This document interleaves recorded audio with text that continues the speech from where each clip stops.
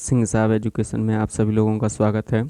पिछले वीडियो में हम अध्याय 3 प्रश्नावली 3.1 दो चर वाले रैखिक समीकरण युग्म का प्रश्न नंबर 1 हल कर चुके थे और समझ चुके थे। इस वीडियो में हम अध्याय 3 प्रश्नावली 3.1 का प्रश्न नंबर 2 हल करेंगे। तो यहाँ पर देखिए पहला यानी कि प्रश्न क्या दिया गया है। हम सबसे पहले प्रश्न को समझते हैं। तो इसमें प्रश्न में दिया गया है, क्रिकेट टीम के एक कोच ने 3900 रुपये में 3 बल्ले तथा 6 गेंदें खरीदी। जो पहली कंडीशन है, पहली कंडीशन में क्या बोल रहे हैं कि एक क्रिकेट टीम का एक कोच है, उसने क्या किया है 3900 रुपये में 3 बल्ले तथा 6 गेंदें खरीदी हैं और बाद में उसने एक और बल्ला तथा उसी प्रकार की 3 गेंदें 1300 रुपये में खरीदी हैं। इस स्थिति को बीजगणितीय तथा ज्यामितीय रूपों में व्यक्त कीजिए। तो हमें बीजगणितीय तथा ज्यामितीय रूपों में व्यक्त करना है। तो यहाँ पर चलिए एक एक करके देखते हैं। पहले हल, हमें नहीं पता कि यहाँ पर देखो उसने 3 बल्ले तथा 6 गेंदें खरीदी हैं ना, और फिर एक बल्ला और उसी प्रकार की 3 गेंदें और खरीदी हैं। तो हमें इसका ये नहीं पता है हमें कि एक गेंद किसने की आई है या एक बल्ला कितने का आया है। तो हम यहाँ पर क्या करेंगे, मान लेंगे, माना एक बल्ले की कीमत बराबर x रुपये। कितना मान लेते हैं, x रुपये। हमने एक बल्ले की कीमत कितनी मान ली है, x रुपये। एक बल्ले की हमने कीमत कितनी मान ली बेटा, x रुपये तथा एक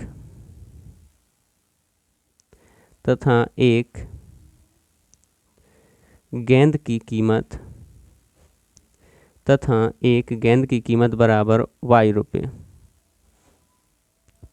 यहाँ पर देखिए हमने एक बल्ले की कीमत कितनी मानी है, x रुपये, तथा एक गेंद की कीमत कितनी मानी है, y रुपये। अब प्रथम शर्त अनुसार क्या दिया गया है, पहले हम लिखते हैं प्रथम शर्त अनुसार। इसमें 2 शर्तें दी गई हैं, तो प्रथम शर्त क्या है उसके अनुसार हम लिखते हैं। यहाँ पर बोल रहे हैं कि 3 बल्ले तथा 6 गेंदें खरीदी हैं ना। जब एक बल्ले की कीमत x रुपये है तो 3 बल्लों की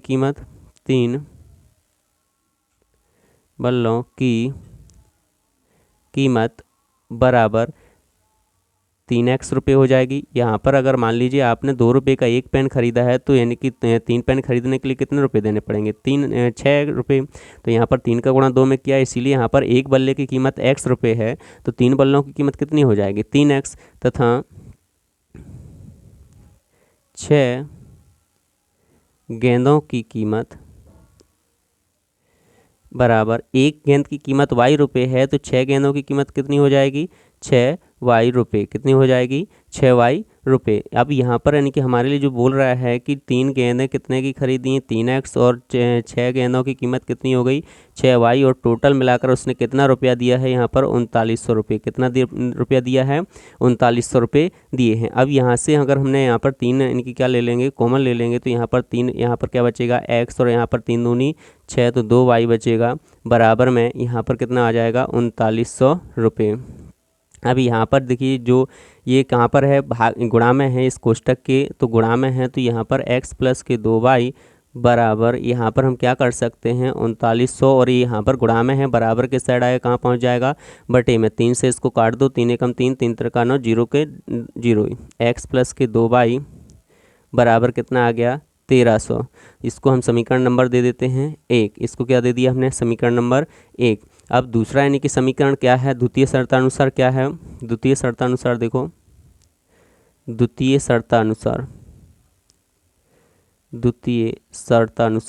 शर्त क्या बोल रहे हैं वो, कि उसने एक और बल्ला तथा उसी प्रकार की 3 गेंदें कितने रुपए में खरीदी हैं, 1300 रुपये में। तो यहाँ पर एक बल्ले की कीमत तो कितनी है, चूँकि एक बल्ले की कीमत कितनी है, एक बल्ले की कीमत बराबर हमने कितनी मानी है, x रुपये, तो एक बल्ले की कीमत तो x ही रुपये हो जाएगी। अब यहाँ पर यानी कि दूसरा उसने कितने उसी प्रकार की 3 गेंदें खरीदी हैं ना, तो 3 गेंदों की कीमत कितनी हो जाएगी, 3 गेंदों की कीमत बराबर, एक गेंद की कीमत कितनी है, y रुपये है ना, एक गेंद की कीमत कितनी, y रुपये, तो 3 गेंदों की कीमत कितनी हो जाएगी, 3y रुपये हो जाएगी। एक गेंद की कीमत 3 y रुपये, तो 3 गेंदों की कितनी होगी, 3 y रुपये हो जाएगी। अब यहाँ पर यानी कि जो द्वितीय शर्तानुसार क्या बोल रहे हैं कि उसने जो एक बल्ला खरीदा है x रुपये का, और 3 गेंदों का कीमत कितनी हो गई 3y, और दोनों का उसने कितना रुपया दिया है 1300 रुपये। कितना दिया है 1300। यहाँ पर यानी कि दोनों का कुल मिलाकर कितना रुपये दिया है उसने 1300 रुपये दिया है। तो चलिए यहाँ पर x प्लस के 3y बराबर कितना हो गया 1300। इसको नाम दे देते हैं समीकरण नंबर 2। अब यहाँ पर हमारे यानी कि पहला समीकरण क्या आ गया x प्लस के 2y बराबर 1300, और दूसरा समीकरण क्या आ गया x प्लस के 3y बराबर कितना आ गया 1300। अब हमारे लिए ये तो हो गए ये तो हो गए बीजगणितीय रूप। क्या हो गए ये बीजगणितीय रूप हो गए। हमारे लिए क्या निकालना है, ग्राफीय रूप निकालना है, और ग्राफीय रूपों में व्यक्त करना है। तो ग्राफीय रूपों के लिए हमें पहले x और y के मान निकालना पड़ेगा। तो x और y के मान निकालने के लिए वही आपको यानी कि x या y का एक किसी का मान रखना होगा, दूसरा मान अपने आप मिल जाता है। तो चलिए पहले हम समीकरण 1 के निकालते हैं। समीकरण 1 से समीकरण 1 क्या है हमारा, x प्लस के 2y बराबर में कितना है 1300।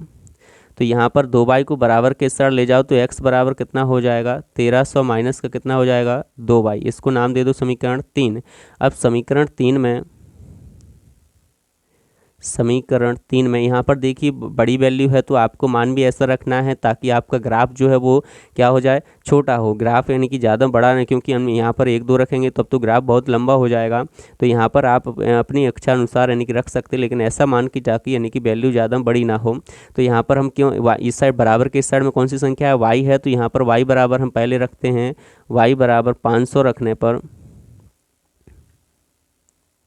y की जगह हमें कितना रखना है 500। तो x बराबर हमारा दिया कितना है 1300 माइनस के कितना दिया है 2y। ये तो हमारा समीकरण है, तो इसमें हमें रखना कितना है 1300 माइनस 2, और y की जगह कितना रखना है 500।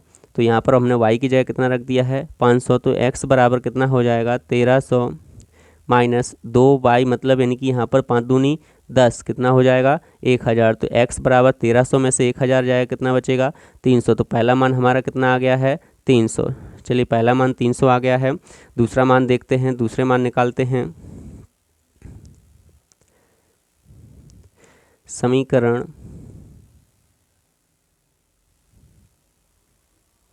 समीकरण 3 में y बराबर 400 रख दो। 400 रखने पर तो हमारा जो समीकरण 3 था वो क्या था, x बराबर हमारा समीकरण 3 बना था 1300 माइनस के कितना बना था 2y। तो यहाँ पर x बराबर 1300 और माइनस 2, और y की जगह हमें 400 रखना है। तो हमने कितना रख दिया y की जगह 400। तो x बराबर 1300 माइनस 4 दूनी कितना हो जाएगा 800। तो x बराबर हमारा यहाँ पर आ जाएगा x बराबर 1300 में से 800 जाएगा कितना बचेगा 500। तो x का मान कितना आ गया यहाँ पर 500 आ गया है। अब हमने ये पहले यानी कि समीकरण के मान निकाल लिए हैं। इन दोनों मानों को हम किस में रखेंगे सारणी में रखने पर। तो x और y के मानों को सारणी में रखने पर यहाँ पर हम सारणी बनाते हैं, आप लोग स्किल से बना लेना।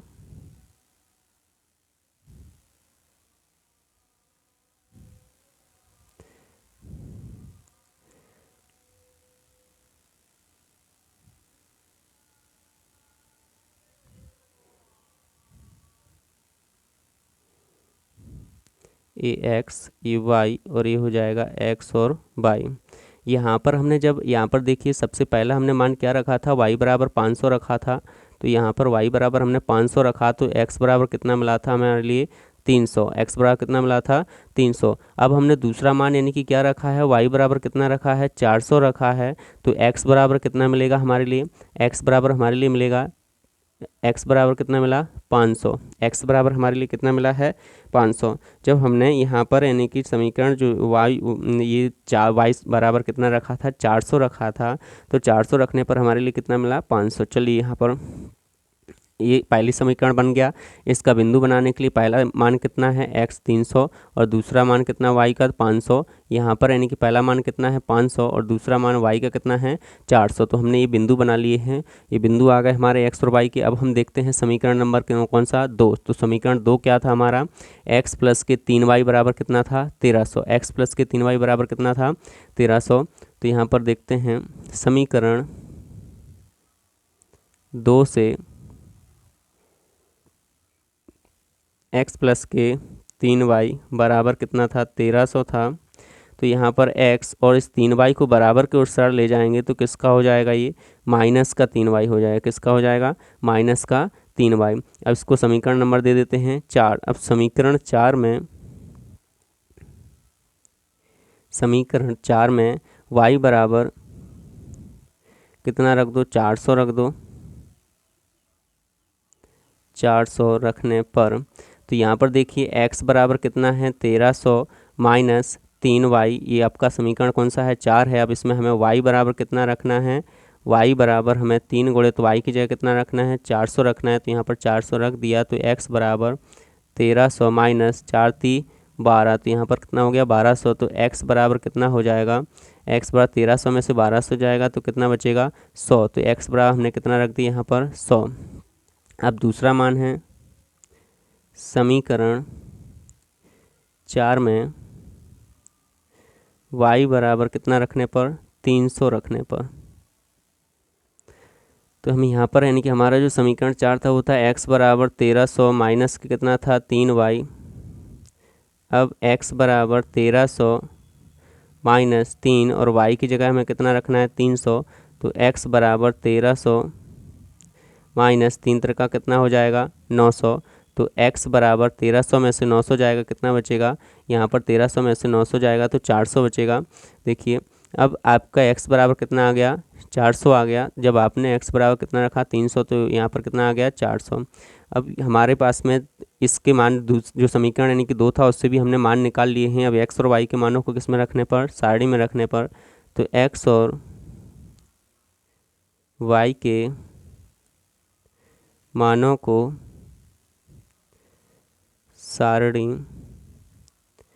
में रखने पर, x और y के मानों को सारणी में रखने पर। तो सारणी बनाते हैं पहले हम यहाँ पर एक।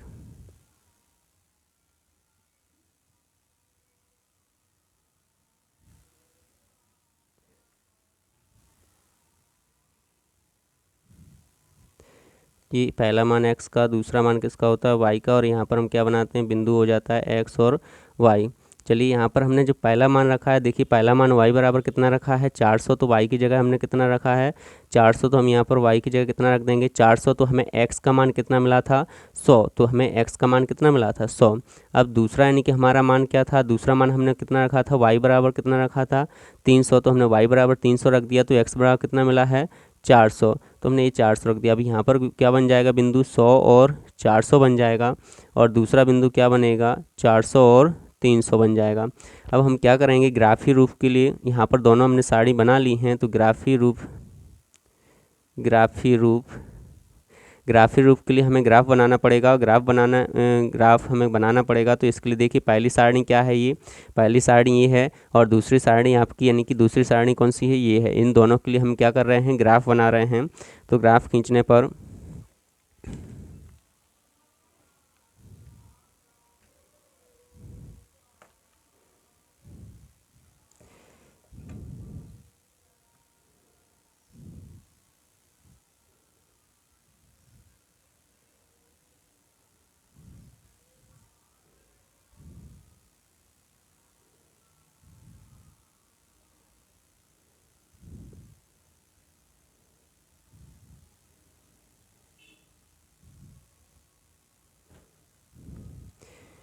यहाँ पर देखिए ग्राफी रूप में हमारे जो मान है वो यहाँ पर 100, 400, 300, 500 ऐसे हैं। तो हम यहाँ पर 1, 2 के रूप में तो ले नहीं सकते। तो हम यहाँ पर लिख लेंगे एक पैमाना, मतलब पैमाना का मतलब एक खाना जो होगा वो कितने के बराबर होगा 100 के। कितने के बराबर होगा बेटा 100 के। तो एक पैमाना बराबर हम 100 मानकर चलेंगे।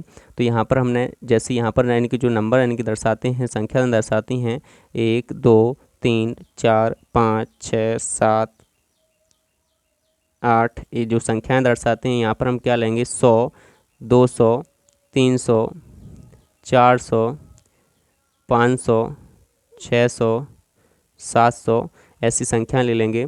और यहाँ पर भी हम ऐसी संख्याएं लेंगे 1, 2, 3, 4, 5, 6, 7, 8, 9, 10। ये आप यानी कि ज़्यादा नहीं लेना है। यहाँ पर 100, 200, 300, 400, 500 ये आपको फिक्स स्केल से नाप कर ही लेना है, तभी आपका जो ग्राफ होगा वो सही आएगा, अन्यथा यानी कि आपका ग्राफ क्या हो जाएगा, गलत हो जाएगा। यहाँ पर 100 माइनस की रहेंगी ये सभी, माइनस के 200, माइनस के 300, माइनस के 400, माइनस का 500, ऐसे आप जितने चाहे ले सकते हो। यहाँ पर 100, 200, 300, 400, 500, 600, 700, 800, 900 और 1000 आप जितना चाहे उतना ले सकते हो। ठीक, अब हमारे पास में यहाँ पर देखिए सबसे यानी कि जो हाईएस्ट वैल्यू है वो 500 और 500 तक ही है। तो यहाँ पर देखिए सबसे पहले जो हमारा बिंदु है पहली सारणी का हम लिखते हैं। पहले बिंदु क्या है 300 और 500, मतलब x का मान 300 है और y का मान कितना है 500 है। तो चलिए इसमें हम पहले यानी कि सबसे पहले जो x का मान 300 है, x का मान 300 कहाँ पर है हम पहले वो देखते हैं। प्लस वाला है तो प्लस वाला जो 300 है वो कहाँ मिलेगा हमारे लिए, इधर देखिए यहाँ पर कितना होता है 0 0 होता है, सभी का मूल बिंदु कहलाता है। यहाँ से हमारे लिए पहला x का मान 300 है तो x का 300 ये रहा, और y का मान 500, तो y के मान 500 के लिए हमें क्या करना पड़ेगा, ऊपर जाना पड़ेगा y अक्ष पर, क्योंकि ये कहलाती है x अक्ष, ये क्या कहलाती है x अक्ष, और जो ये ऊपर वाली होती है ये कहलाती है y अक्ष। चलिए अभी यहाँ पर हम यानी कि x का मान 300 तो ये है, y का मान 500 कहाँ पर है ये है, तो इसको हम इसके सामने तक ले जाएंगे।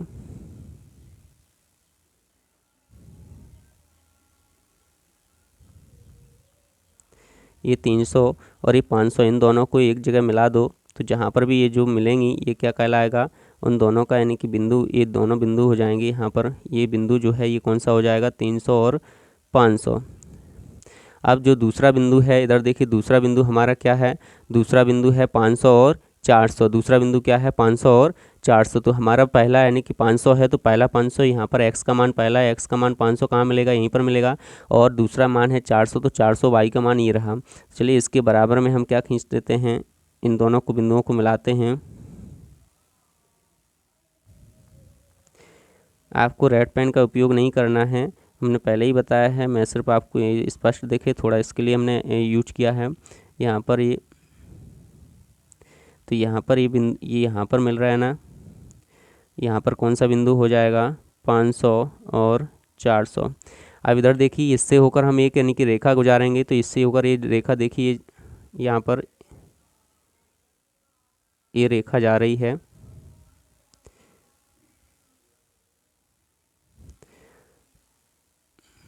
इसको थोड़ा सा बढ़ा देते हैं।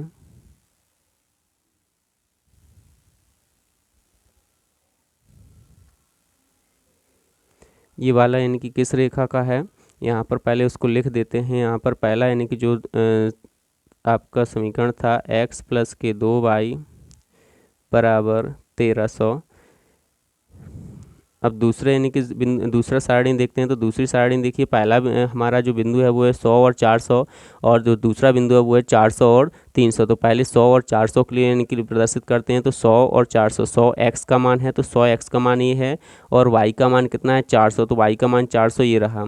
तो यहाँ पर हमारा कौन सा बिंदु हो जाएगा 100 और 400, ये यहाँ पर बिंदु कौन सा हो जाएगा 100 और 400।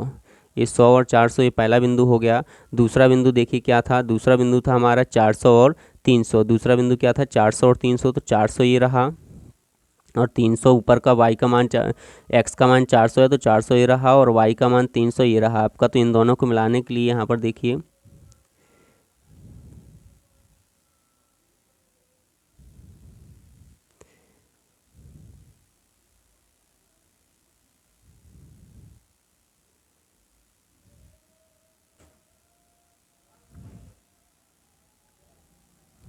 यहाँ पर ये कौन सा हो जाएगा मान यहाँ पर हो जाएगा आपका 400 और 300।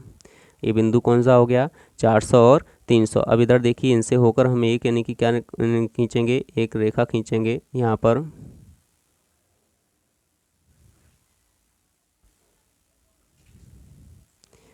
ये रेखा खींचती है, रेखा हो जाएगी x प्लस के 3y बराबर कितनी हो जाएगी, ये 1300।